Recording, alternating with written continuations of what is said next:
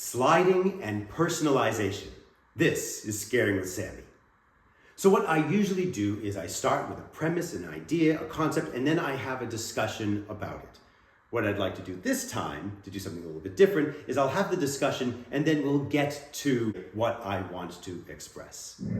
So I would not consider myself a slider. I'm not a slider per se. Now I've added elements of sliding into some of my characters. For example, I have a character named Nez, who I'm always very low to the ground with. I scurry about a bit. I do a lot of quick, low lunges. So it made a lot of sense to just add some elements of sliding into that character. One of the things that I do outside of haunting for a hobby is that I am an ice hockey goaltender. And one of the techniques that I use in goaltending for movement is called the butterfly slide. Basically, as you can see, I am sliding laterally. I'm pushing off and sliding laterally.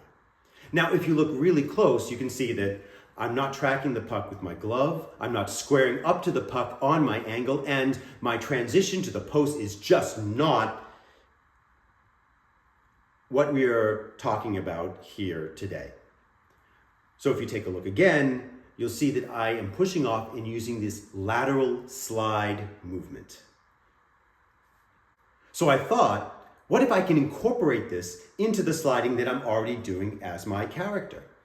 Now, I don't have any actual video of me using this during performance, even though I have been using it in performance for a couple of years now. In these test videos, you can see me doing a little bit of lateral movement.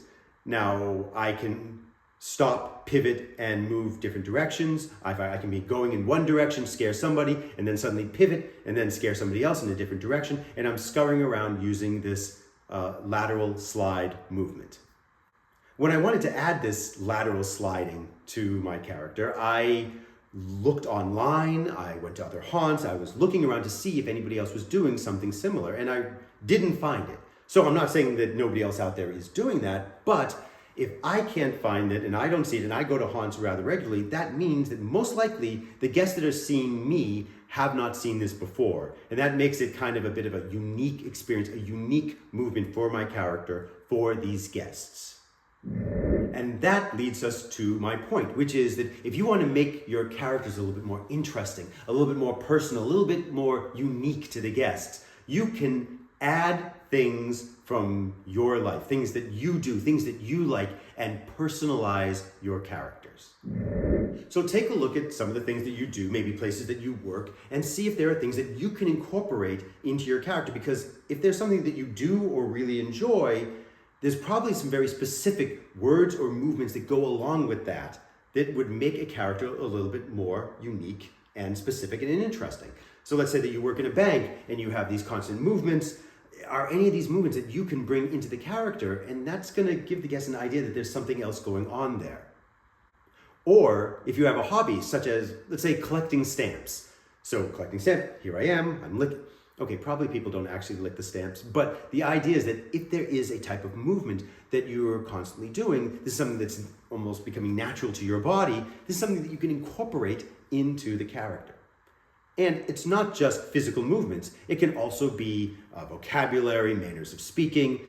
For example, we all know that anybody that's in the medical field or a nurse or anything like that has a whole vocabulary of medical terms that they can rely on.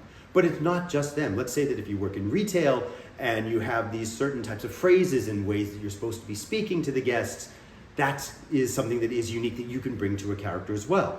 So for example, in law, a lawyer in a courtroom has a very specific manner of speaking.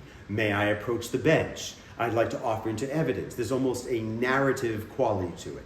So one time I was playing a character, I wasn't sure what I wanted to do with it just yet, so I just started adding that. And then it made the character a little bit more specific, a little bit more interesting, because people realized that there was something there that was going on. So whatever it is, whatever you do, whatever you have a passion for, you like collecting bugs, maybe you know all the names, it's a car pace. Is there vocabulary that you can add into your character? Is there something that you do physically that when you're working, that's something that can add to the character and give it just that extra dimension? Guests, they might not recognize it in an overt sense, but they're going to feel that there's something else there. This is taking things that we do, that we love, incorporating into the character to make the character more unique and to personalize the character. And that's where we get to sliding and personalization. This is Scaring with Sammy.